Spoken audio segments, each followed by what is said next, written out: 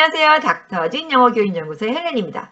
자, 그리고 그 아이디에이션 하실 때는 러프하게 하시잖아요. 브레인스토밍을. 실제 분석하실 때 대부분 여기는 의사소통을 위해서 하는 건지, 읽기, 쓰기, 듣기, 아니면 모두의 스킬을 합쳐서 하는 시장이 많은 건지, 이런 것도 한번 염두에 두시고 시장 분석을 하시는 게 맞죠. 그리고 제공 형태가 뭐 오디오, 비디오, 사실 요즘은 비디오도 이렇게 영상을 너무 많이 잘 찍으니까 이북, 뭐 교사 지침서, 노래집, 챈트 여러 가지 것들도 부가적인 자료를 고민하시면서 시장을 분석하셔야 되는 거죠. 그러니까 나는 처음에 컨텐츠 기획할 때 노래와 챈트를 안 넣으려고 했는데 시장을 분석해 보니까 모두가 노래와 챈트를 주는 거죠. 그러면 일단 좀 고민이 되시겠죠. 나는 안 하려고 했는데 모든 시장이 이걸 요구하네? 이게 필요한 거네? 그러면 또 생각하지 않았던, 아이디에이션을 하실 때 생각하지 않았던 부분들이 가미가 되는 거죠. 오케이?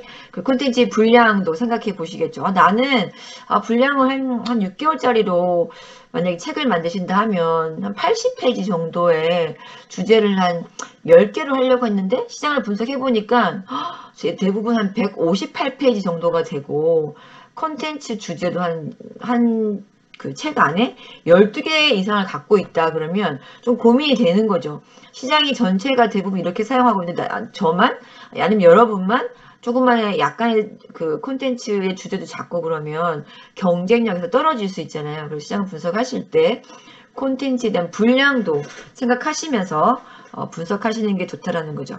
이해되셨나요? 자, 하나하나 살펴보고 있는데 다 정리되시는 거죠. 자, 그리고 학습 기간. 이제 시장을 분석하실 때 6개월 단기 과정인지 1년인지 아니면 매일매일 30분 동안 하는 건지 이런 것도 분석을 하실 때 염두에 두시고요. 콘텐츠를 학습하는 방법이 아이디에이션 하실 때 말씀드렸지만 교수자가 필요한 건지 필요하지 않은 건지 자가학습용인지 홈스쿨링용인지 그죠? 그리고 교수자의 강사 요건이 있어요. 그러니까 이 요건이 만약에 교수자가 필요하다면 그냥 네이티브여야 되는 건지 아니면 영어 수준이 그렇게 필요하지 않은 콘텐츠인 것인지 아니면 꼭 반드시 원어민과 내국인이 콜라보를 해야 되는 것인지 이런 것들도 굉장히 중요합니다. 그 시장을 분석하실 때 그냥 이런 게 있네 뭐 이런 게 아니라 분석하실 때 어떤 분석하는 카테고리가 있어야 되잖아요.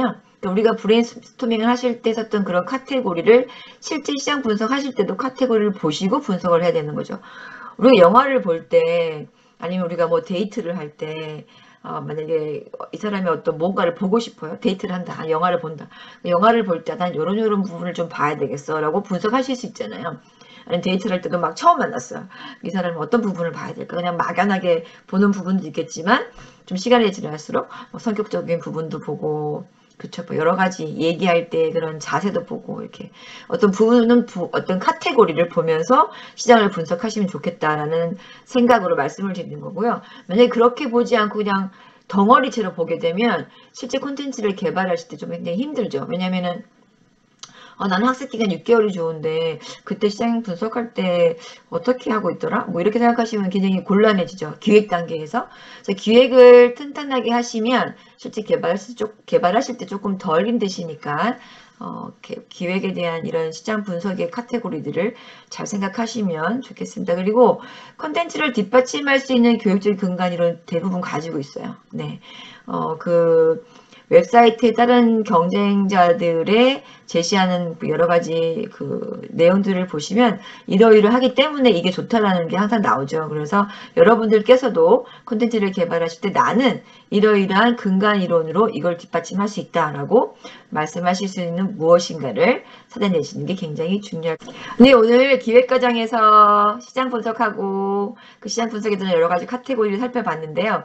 도움이 되셨나요? 실제 여러분들이 개발하실 때 이런 부분들을 참고하시고 기획서를 작성하시면 좋겠습니다. 다음 시간에는 실제 기획서 작성법을 알려드리도록 할게요. 오늘 고생하셨고요. 다시 건강한 모습으로 뵙도록 하겠습니다. 지금까지 닥터진 영어교육연구소의 헬렌이었습니다. 감사합니다.